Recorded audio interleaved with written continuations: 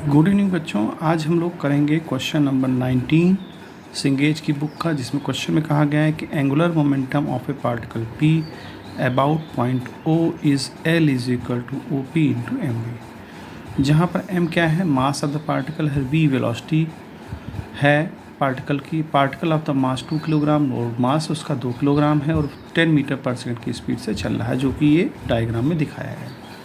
Question में पूछा गया है कि नीचे दिए गए ऑप्शन हैं उनमें से क्या सही है। The magnitude of angular momentum, अब देखिए पहले तो यानी कि एंगुलर मोमेंटम निकालना होगा, तो ध्यान दीजिए इसी डायग्राम में हम लोग बात करते हैं। देखिए क्वेश्चन में कहा है कि L is equal to O P into M V, यानी कि इसका मतलब क्या है, L is equal to O P into M V. अगर आपने ध्यान दिया हो तो एंगुलर मोमेंटम क्या होता है, linear momentum into R, P cross R, उसी फार्मूले पे बेस। अब लीनियर मोमेंटम यहाँ एम बी है और डिस्टेंस है ओ पी। ठीक है बच्चों, तो अब डिस्टेंस देखिए, अभी इसको दोबारा डायग्राम हम यहाँ बना लेते हैं।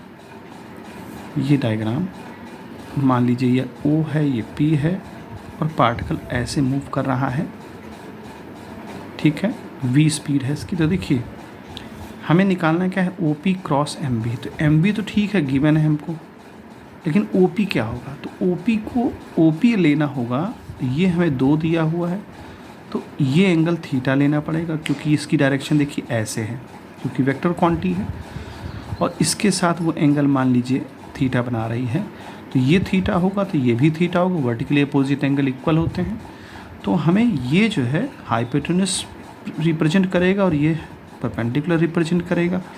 तो अगर हम हाइपोटेन्यूस निकालते हैं या फार्मूला लगाते हैं, परपेंडिकुलर अपॉन हाइपोटेन्यूस, परपेंडिकुलर कितना है 2 है, तो 2 upon hypotenuse O P is equal to sine theta.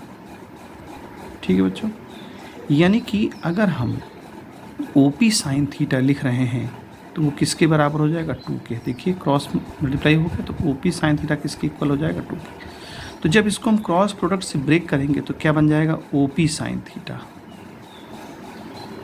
Into M V, क्योंकि आपने पढ़ा है tau is equal to R cross P.